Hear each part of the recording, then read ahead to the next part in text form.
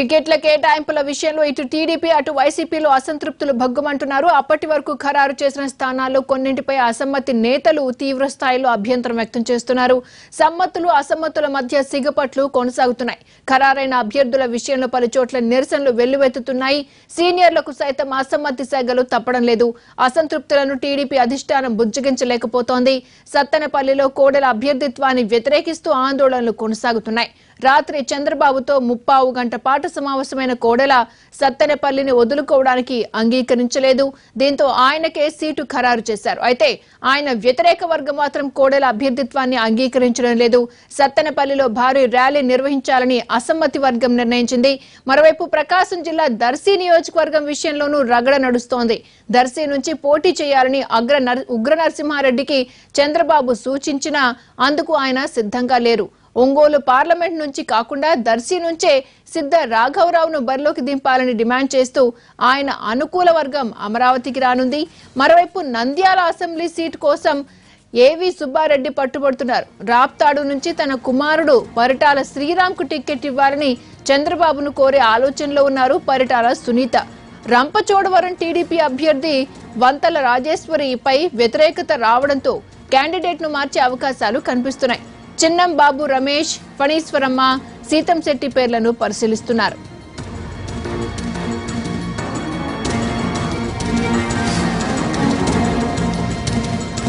అసమ్మతి వెల్లువెత్తిన స్థానిక నేతలు శ్రేణుల నుంచి తీవ్ర వ్యతిరేకత వ్యక్తమైన చివరికి సత్తెనపల్లి టికెట్ కోడెలకే ఖరారు చేశారు పార్టీ అధినేత చంద్రబాబు. రాత్రి రాయపాటి కోడెలతో సమావేశమైన ముఖ్యమంత్రి సుదీర్ఘ మంతనాల తర్వాత కోడెలకు సీటు ఖాయం చేశారు. అంతకుముందు సత్తెనపల్లిలో కోడెలకు వ్యతిరేకంగా పెద్ద ఎత్తున ఆందోళనలు జరిగాయి. కోడెలకు సీటు ఇవ్వద్దు అంటూ ఓ వర్గం ఆందోళన చేసింది. తమ అసమ్మతిని బాహాటంగా ప్రదర్శించారు తెలుగు తమ్ముళ్లు. దీంతో ఈ పంచాయతీ మరోసారి చంద్రబాబు దృష్టికి వచ్చింది. దీంతో ఇద్దరు నేతల్ని పిలిపించి మాట్లాడారు సీఎం. ఆయనకు సీటు ఇవ్వొద్దని డిమాండ్ చేస్తున్నారు. ఈ పరిణామాలతో సత్తెనపల్లిలో కోడెల పోటీపై ఉత్కంఠ నెలకొంది.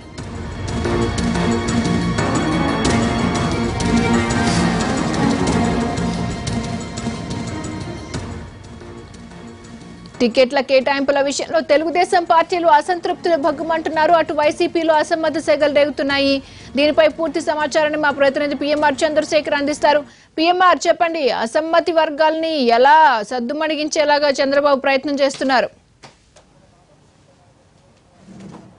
క్రాంతి, ఒకవైపు అభ్యర్థుల ఎంపికకు సంబంధించి పూర్తి స్థాయిలో టీడీపీ అధినాయకత్వం కసరత్తు చేస్తుంది. ఇవాళ దానికి సంబంధించిన తొలి జాబితాను కూడా విడుదల చేసే దిశగా కూడా కసరత్తు చేస్తుంది. మనకు అందుతున్న సమాచారం మేరకు ఇప్పటివరకు దాదాపు 140 నియోజకవర్గాలకు సంబంధించిన అభ్యర్థుల ఎంపిక పూర్తయిపోయినట్లుగా తెలుస్తుంది. అయితే అధికారికంగా ప్రకటించాల్సి ఉంది కానీ దాదాపు 120 నుంచి 130 స్థానాల మధ్యలో తొలి జాబితా ఉండేలాగా ప్రణాళికలు సిద్ధం చేసుకుంటున్నట్టుగా తెలుస్తుంది. ఈరోజు సాయంత్రానికి మొత్తం తొలి జాబితాను విడుదల చేసే అవకాశం ఉంది. పొలిట్ బ్యూరో సమావేశం పెట్టి ఆ పొలిట్ బ్యూరో సమావేశంలో అభ్యర్థుల ఎంపిక మీద ప్రాథమిక స్థాయిలో చర్చించి ఆ తర్వాత ఒక నిర్ణయానికి వచ్చిన తర్వాత తొలి జాబితాను అధికారికంగా ఈరోజు సాయంత్రం 7 గంటల తర్వాత విడుదల చేసే అవకాశం ఉన్నట్లుగా మనకి పార్టీ వర్గాల నుంచి అందుతున్న ఖచ్చితమైన సమాచారం మేరకు తెలుస్తుంది. మరొకవైపు కసరత్తు ఈ స్థాయిలో జరుగుతుండగానే అంటే అభ్యర్థుల ఎంపికకు సంబంధించి గతంలో తెలుగుదేశం పార్టీ అధినాయకత్వం ఇంత త్వరగా ఎప్పుడు చేసిన దాఖలాలు లేవు. సో ఈ క్రమంలో 120 నుంచి 130 నియోజకవర్గాలను తొలి జాబితాలో విడుదల చేసే అవకాశాలు ఉన్న ప్రచారం జరుగుతున్నప్పటికీ దానికి పోటీగానే అసమ్మతులు కూడా వివిధ నియోజకవర్గాల్లో పెళ్ళుపుకుతున్న పరిస్థితులు కనిపిస్తున్నాయి. ప్రధానంగా సీనియర్లని ఎవరైతే అనుకుంటున్నారో వాళ్ళందరికీ సంబంధించి కూడా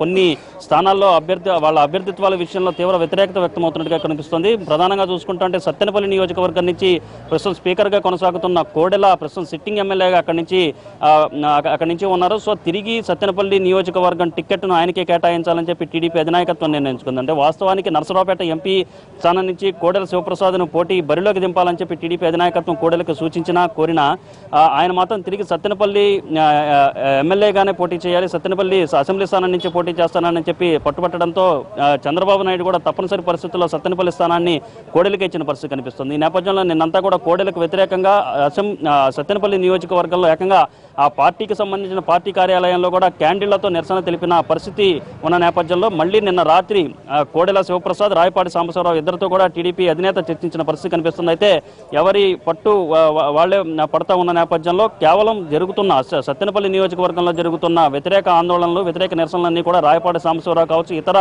తాను పడనంటే వ్యతిరేక వర్గం ఎవరైతే ఉన్నారో వాళ్ళందరూ కావాలని క్రియేట్ చేస్తున్న అంశంగానే దీన్ని పరిగణించాలని చెప్పి రాయపాటి మీద ఇతర నేతల మీద కూడా చంద్రబాబు నాయుడుకి కోడెల ఫిర్యాదు చేసినట్టుగా తెలుస్తోంది. ఎట్టి పరిస్థితుల్లోనూ తాను సత్తెనపల్లి స్థానం నుంచి వెనక్కి తగ్గే అవకాశం లేదని కరాఖండిగా అధినేతకు కూడా టీడీపీ అధినేత కూడా చెప్పిన నేపథ్యంలో తప్పనిసరి పరిస్థితుల్లోనే సత్తెనపల్లి టికెట్ను అసెంబ్లీ టికెట్ను చంద్రబాబు నాయుడు కోడెలకే కన్ఫర్మ్ చేసినట్టుగా తెలుస్తోంది. సో ఈ నేపథ్యంలో మళ్ళీ అక్కడ స్థానిక నేతల నుంచి భారీ ఎత్తున ర్యాలీలు నిర్వహించే దిశగా అక్కడ పరిస్థితి నెలకొంది. మరొక వైపు ఉగ్ర నరసింహారెడ్డికి కదిరి నియోజకవర్గం ఇస్తామని చెప్పి టీడీపీ అధినాయకత్వం ముందు నుంచి చెప్పుకుంటూ వస్తున్నప్పటికీ అదే హామీతో టీడీపీలో కనిగిరి నియోజకవర్గానికి సంబంధించి ఉగ్ర నరసింహారెడ్డికి ఇస్తారని చెప్పి చెప్పుకుంటూ వస్తుంది. అదే హామీతో ఉగ్ర నరసింహారెడ్డి కూడా టీడీపీలో చేరారు. సో ఈ నేపథ్యంలో పార్లమెంటు అంటే ఒంగోలు పార్లమెంటుకి సంబంధించిన ఈక్వేషన్స్ ఒకసారిగా మారిపోయి మాగుంట శ్రీనివాసులరెడ్డి తెలుగుదేశం పార్టీ నుంచి వైసీపీలోకి చేరడంతో ఒంగోలు పార్లమెంట్ నియోజకవర్గం నుంచి ఒక సీనియర్ నేతను, అది కూడా బలమైన నేతను ఎంపిక చేయాల్సిన అవసరం ఉన్న నేపథ్యంలో ప్రస్తుతం మంత్రిగా కొనసాగుతున్న దర్శి నియోజకవర్గం నుంచి సిట్టింగ్ ఎమ్మెల్యేగా ఉన్న మంత్రి సిద్ధా రాఘవరావును ఒంగోలు ఎంపీగా పోటీ చేయించాలి, లోక్సభ స్థానం నుంచి పోటీ చేయించాలని ఒక ఆలోచనకు వచ్చింది. ఈ నేపథ్యంలో దర్శి నియోజకవర్గం నుంచి ఎవరైతే కనిగిరి నియోజకవర్గం టికెట్ ఇద్దామని ఉగ్ర నరసింహారెడ్డిని పార్టీలోకి తీసుకున్నారో ఆయన్ని దర్శి నియోజకవర్గం నుంచి పోటీ చేయాల్సిందిగా టీడీపీ అధినేత నిన్న రాత్రి చంద్రబాబు నాయుడు ఉగ్ర నరసింహారెడ్డికి సూచించారు. అయితే దీని పట్ల ఉగ్ర నరసింహారెడ్డి విముక్త వ్యక్తం చేస్తున్నట్టుగా తెలుస్తోంది. ప్రధానంగా చూసుకుంటూ ఉంటే తాను ఫస్ట్ నుంచి కూడా కనిగిరి నియోజకవర్గానికి సంబంధించి పూర్తి స్థాయిలో క్షేత్రస్థాయిలో కూడా పూర్తిగా పనులు చేసుకున్నాను. ఎన్నికలు కూడా గ్రౌండ్ మొత్తం కనిగిరి నియోజకవర్గంలోనే ప్రిపేర్ చేసుకున్నాను. ఈ సమయంలో దర్శికి వెళితే మళ్ళీ తనకు ఓటమి తప్పదన్న భావన అయితే ఉగ్ర నరసింహారెడ్డిలో వ్యక్తమవుతున్నట్టుగా కనిపిస్తోంది. సో ఈ క్రమంలో తాను అసలు ఎన్నికలకు దూరంగా ఉంటాను, దర్శి నియోజకవర్గం నుంచి పోటీ చేసే అవకాశమే లేదు, అవసరమైతే కనిగిరి నియోజకవర్గం నుంచి ఎవరికి టికెట్ అందిస్తే వాళ్ళకి పూర్తి స్థాయిలో సహకరించేందుకు సిద్ధంగా ఉన్నానే తప్ప దర్శి నుంచి పోటీ చేసేందుకు తాను సుముఖంగా లేనన్న అభిప్రాయంతో ఉగ్ర నరసింహారెడ్డి ఉన్నట్టుగా తెలుస్తుంది. సో దీనికి సంబంధించి కూడా ఈ పంచాయతీ కూడా ఇవాళ టీడీపీ అధినేత చంద్రబాబు నాయుడు వద్దకు రానుంది. ఉగ్ర నరసింహారెడ్డిని నచ్చజెప్పి దర్శి నియోజకవర్గం నుంచి పోటీ చేయించే దిశగానే టీడీపీ అధినాయకత్వం కసరత్తు చేస్తుంది. మరొక వైపు చూసుకుంటూ ఉంటే ఇంకా మంత్రులకు సంబంధించిన కొన్ని స్థానాల మీద ఇంకా స్పష్టత రాని పరిస్థితి కూడా కనిపిస్తుంది. ప్రధానంగా మంత్రి గంటాకు సంబంధించి ఎక్కడి నుండి పోటీ చేస్తారు, గతంలో భీమిలి నియోజకవర్గం నుంచి తిరిగి పోటీ చేస్తారన్న ప్రచారం ఉన్నప్పటికీ మళ్ళీ ఆయన భీమిలి నుంచే పోటీ చేస్తారా, లేకపోతే విశాఖ నార్త్ కావచ్చు, ఇంకా చోడవరం మీద కూడా మంత్రి గంటా కన్నేసినట్టుగా తెలుస్తుంది. కొద్దిసేపటి క్రితమే చోడవరం నియోజకవర్గానికి సంబంధించి సిట్టింగ్ ఎమ్మెల్యేగా ఉన్న కేఎస్ఎన్ రాజు కూడా చంద్రబాబు నాయుడు నివాసానికి చేరుకోవడం జరిగింది. సో మొత్తంగా చూసుకుంటూ ఉంటే గంటాకు సంబంధించిన పోటీ వ్యవహారం మీద కూడా ఇంకా క్లారిటీ రాని పరిస్థితి. మరొక వైపు చూసుకుంటూ ఉంటే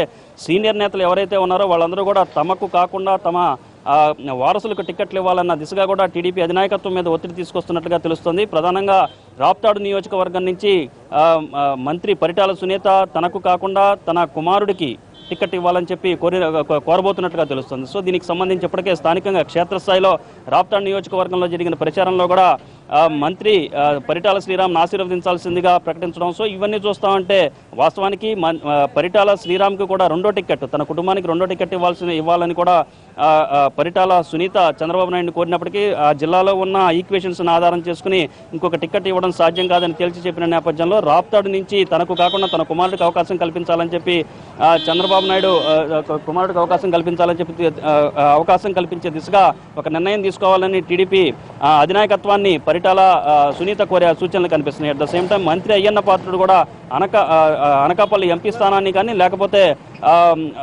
నర్సీపట్నం స్థానం నుంచి తన కుమారుడికి అవకాశం కల్పించాలని చంద్రబాబు నాయుడు కోరినప్పటికీ చంద్రబాబు నాయుడు నచ్చ చెప్పినట్టుగా తెలుస్తుంది. సో ఈ నేపథ్యంలో పూర్తిగా కొన్ని మంత్రులు కీలకమైన సీనియర్లు ఎవరైతే ఉన్నారో అక్కడ కూడా కొంత అసంతృప్తి కావచ్చు, కొంత సంక్లిష్టత నెలకొన్న పరిస్థితుల్లో వీటన్నిటిని ఒక నెట్టుకుని వచ్చే తరహాలోనే టీడీపీ అధినాయకత్వం కసరత్తు చేస్తుంది. ఇప్పటికే రెండు స్క్రీనింగ్ కమిటీలు వేసింది.